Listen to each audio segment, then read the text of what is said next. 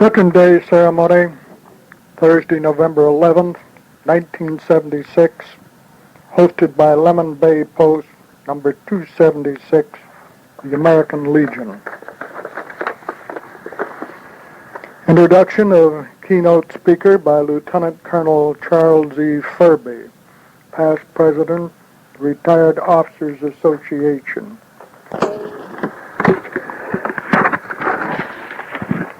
Enlisting in 1918 was the beginning of a long military career for Major General W. Reynolds Carr, which was concluded in 1966. He served in the New York National Guard, the Army of the United States, and the Organized Reserve. He received his military education at the United States Infantry School, Fort Benning, Georgia, and the United States Tank Destroyer Center, Fort Hood, Texas, and the Command and General Staff College, the United States Army at Fort Leavenworth, Kansas. After service in all grades, he was commissioned as Second Lieutenant Infantry, New York National Guard in 1923, where he was recognized as an authority and champion machine gunner. In 1940, he organized and recruited one of the first anti-tank units which served at Fort Benning, Georgia. He was selected to serve as one of the first tank destroyer instructors at Fort Hood, Texas. He is the recipient of more than 16 military awards and decorations. He considers service on General Eisenhower's staff as his most outstanding military experience. Between the wars, he organized and operated the Carr Manufacturing Jewelers Incorporated in Albany, New York. In this field, he designed and created jewelry for General Eisenhower, Winston Churchill, and other world personalities. A student of Norman Rockwell, General Carr's paintings are displayed in many areas of America. He is the father of 5 daughters and takes great pride in 22 grandchildren and 1 great-granddaughter. After living in many different parts of the world, he chose Englewood to retire, where he resides with his wife Mary.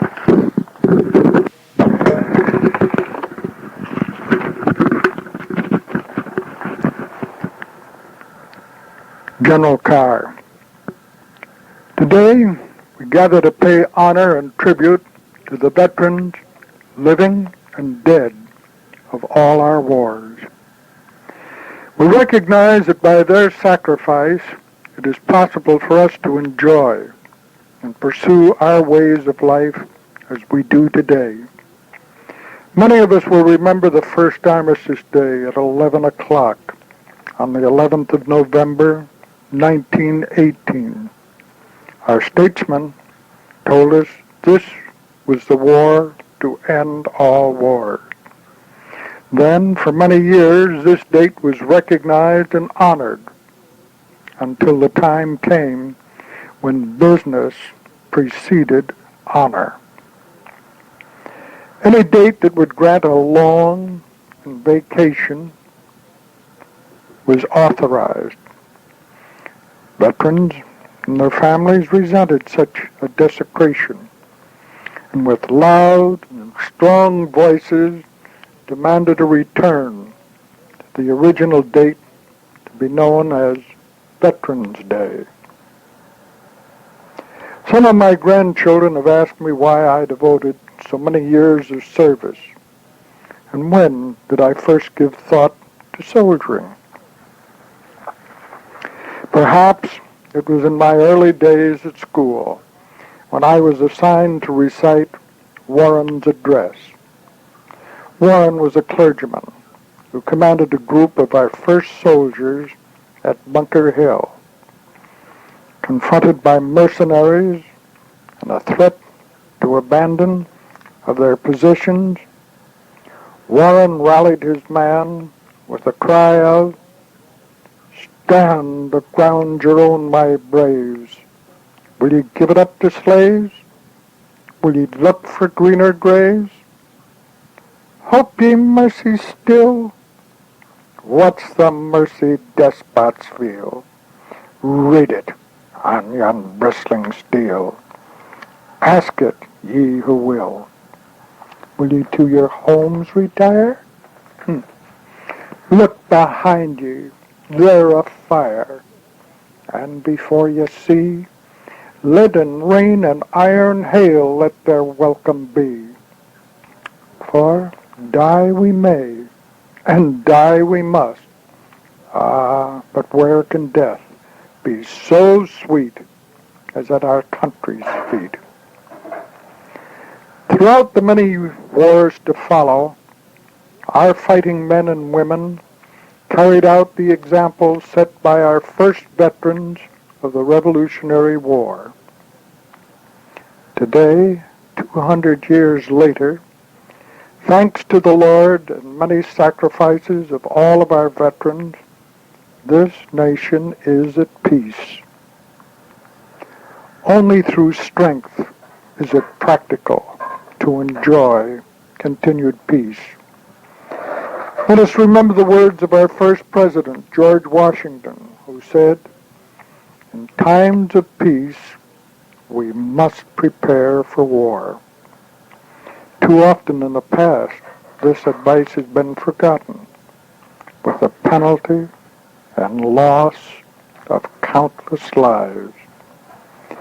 There are some who claim that all of military men are warmongers. How false! They forget that politicians make the wars, and the military people fight and win those wars so that they may continue the American way of life. Does a fireman ask, "Who started the fire?" No. He goes forth to put it out, just as the military must go forth to quench the flames of war. Tell me, where else in the entire world do people have so much to be thankful for? Here, we have the privilege to vote as we will. For us, we have the ballot rather than the bayonet to express choice of political leaders. We have the privilege to listen to both sides of every story. We recognize the rights of the opposition to express their thoughts. How wonderful it is that here we have religious freedom, the right to worship as we desire, and the obligation to respect the rights of those who have other beliefs. There is education available to all willing to take advantage of the opportunities. We provide to a large extent for many of the requirements of the needies here and abroad. Where else in the world is so much charity shown for the have-nots? The old people, over the hill to the poorhouse, is an experience of the past. Social security and medicine, to a large extent, is a blessing that so many of the senior citizens enjoy. Yes, this is a blessed country. We have much to give thanks for. Yes, we glance at our coins and read the words, "In God we trust." And in our minds, let us always remember the veterans of all wars who by their sacrifices made so many blessings possible.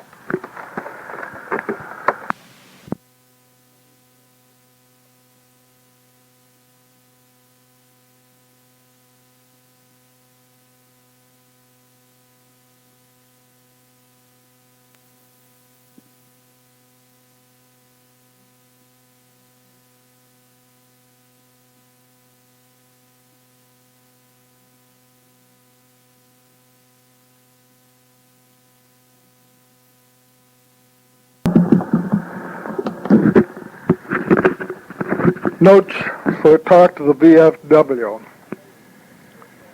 Some of us are born Americans, while others are Americans by choice. There's one certain point of agreement, and that is our abundant blessings and priceless privileges. Too often we may forget that with privileges come responsibilities. Some of the citizens are frequently loudly proclaiming, and have you noticed the louder proclaimed are by those who seldom recognize or perform their own responsibilities?